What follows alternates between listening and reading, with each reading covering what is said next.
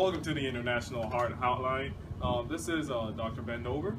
And I'm Dr. Jack Hoff. And now this is my partner here, and we are going to learn about Prince Habibi of Amman, Jordan. Yes, he has just been diagnosed with cardiovascular disease, and he's here to find out more about it. Now, before we begin, congestive heart failure, aka heart failure, is a condition in which your heart's pumping power is drastically reduced. Now, because of this, your blood moves in slower through the heart, so it doesn't meet the body's requirements of oxygen and nutrients. So in order to compensate for this, your heart may either contract or stretch.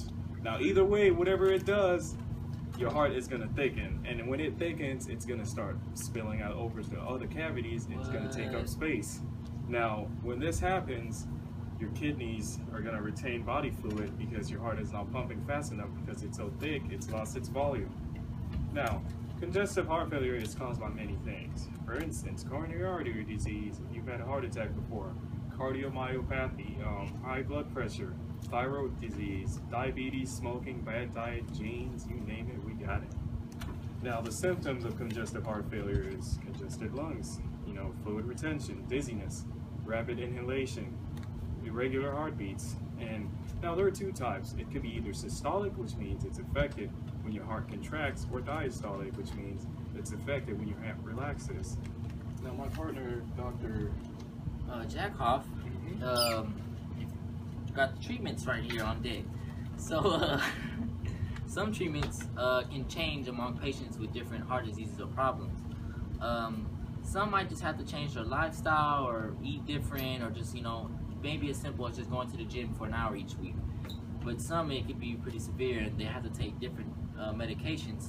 There's such thing as ACE inhibitors, blood thinners, diuretics, heart meds. For example, there's digoxin or nitro. Those are some of the medicines that patients with congestive heart failure take.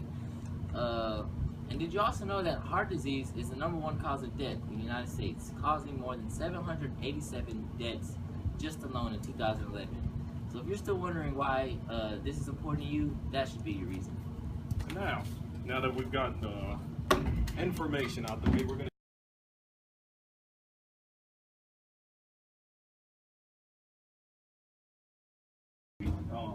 you're a prince, so that means you're really rich, correct? Yes. You did a lot of things as a prince, didn't you? Yes, I was very active doing sports, motorsports, and stuff like this. But did you do a lot of it? Very much, yes.